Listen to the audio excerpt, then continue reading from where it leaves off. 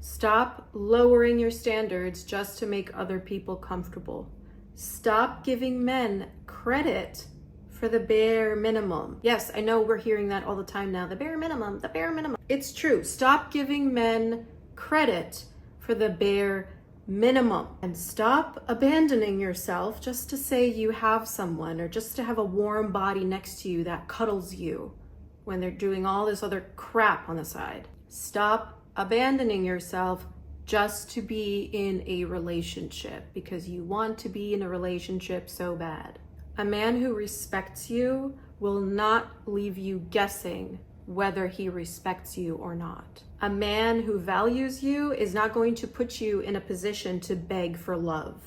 And a man who is worthy of you will already be working on himself, healing himself, holding himself accountable. You have something on your, it's crumbs. Why are you eating crumbs? Why are you settling for crumbs when you deserve a whole 10-course meal? A whole 10-course meal.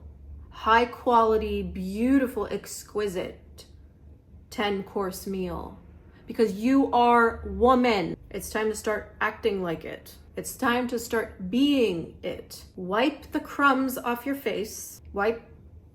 Clean it up. Stop handing out committed long-term partner wife energy to someone who can barely show up, to someone that you are babysitting. Stop clapping because many of you are, oh my God, did you see that? Why are you hysterically elated and clapping when he finally does what he should have been doing all along? And in most cases, it's part of that bare minimum thing. And here you are freaking out, so excited. That's how horrible it's been with them. But we don't have to do that. You know, like I said, clean the crumbs off your face. Potential is not enough. I don't want to hear about potential. Oh, he has the potential. Oh, but you know, he's planning to do this. Okay, that's cute. He can plan. When he's done doing it, when he's actually made it happen, then you can go and be with him. Potential this, potential that. No, potential is not enough. We don't do potential. And you are not his mother, and he is not some kind of project that you're going to take on, exhausting yourself with this project that'll just drain you. We're not doing that. You are the prize. You are the table. What are you bringing to the table? You are the table. You are the standard. And when you forget that, you're putting yourself on the clearance rack. You're that desperate to get picked off the rack and chosen. We don't get picked around here. We do the picking. We do the picking. And if there's nothing to pick, we don't pick anything. You let it be. If it's meant to be, it'll be. It'll come into your life. We don't pick something just because. If you go to the market and you're looking for tomatoes and all the tomatoes are rotten and they're molding, are you gonna pick one because you really want a tomato, so you're gonna get a rotten tomato? But it's less rotten, it doesn't have as much mold on it. No, you don't. You go home and you eat something else. But we do the picking. We do the choosing. You are not going to be desperate to get picked and then end up getting hurt because of that. You will never benefit from lowering your standards, ever. You will never benefit from lowering your standards. All you're going to do is get drained. All you're going to do is be left disappointed. Never lower your standards. Keep increasing them and stop rewarding inconsistency. Stop romanticizing mixed signals. Stop confusing, oh, he comes back though, after ignoring me, he comes back to me and he'll send me a text at 2 a.m. because this and that, so he must really miss me and he must really love me and he must really this and no, that's a leech and that is manipulation. You will know when a man wants you.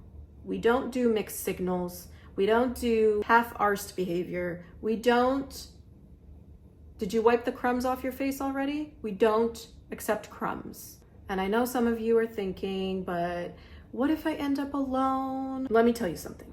Loneliness with peace is above and beyond, out of this world better than companionship, toxic companionship with destruction where you are drained. It's okay to be a little lonely. if that's what has to happen to have your peace. Until and only until the right one comes along that is embodying what needs to be embodied in order to be your partner. It's okay. Loneliness with peace is better than companionship, if you can even call it that, that is destroying you. Even though you won't ever be fully destroyed, you can pick yourself back up and you can rise from the ashes. But why do you want to go through all that? Protect your peace. Silence in your home. Silence, loneliness in your own home where you have peace is better than chaos with the person that you are sharing your bed with. And solitude is very medicinal. We're not meant to be in solitude for the rest of our lives. It's not really what I would say is the best thing, because we are social creatures that are wired for interdependence, and we are meant to love each other and support each other. However, solitude can be very therapeutic, especially if you've been in relationships and situationships and whatever. So don't be afraid of a little solitude. It can be very medicinal. Not only are you not going to lower your standards, you're going to raise them. Whatever your standards are right now, I want you to assess them and raise them. Raise them. Raise them so that you ensure that none of these parasites, dust mites, leeches can access you. And let me tell you another thing. The right man will not be intimidated by these standards. So if they're getting fussy and pissy and acting up and getting really sassy because of your standards, that's a good thing. We are weeding them out. Next. He just proved that he is not, no, this is not the type of male that you want to partner up with. So good. Raise your standards. The right man will not be intimidated by your standards. He will be inspired by them. He will look at you and look at your standards and say, that's right. That's right. That's what a woman deserves. Because he will be the type that actually respects women. And he will be the type that understands. He understands. And he will want that for women. He will want that kind of queen treatment, goddess treatment, lovely, beautiful, wonderful, respectful treatment. He will want that for women. And of course for you as the one that he wants as his woman. So what if I raise my standards and nobody's gonna, I mean, a lot of them are gonna get weeded out because most of them are SHITCRAP. So most of them are going to get weeded out. Unfortunately, we don't live in a world where all these good men are just abundantly found. I would love that, but we don't, we don't live in that world. So you don't need someone to drag you down. You are not going to be dragged down. You need someone who can rise to meet you, rise to respect you, to cherish you, to take things off your plate, to make your life easier, to make your life better. And until then, what do? What happens? You stay loyal to yourself. You stay true to yourself. You stick to your healing. You stick to your development and pour into the woman that you are becoming and evolving into. And we are always evolving, so it's always a process. So pour into that, pour into your development, pour into your betterment, pour into your wellness. Even if it gets lonely sometimes and you want the companionship, I understand, but you do not need a parasite in the form of a male to drag you down. Focus on your healing, because when you heal, your taste changes.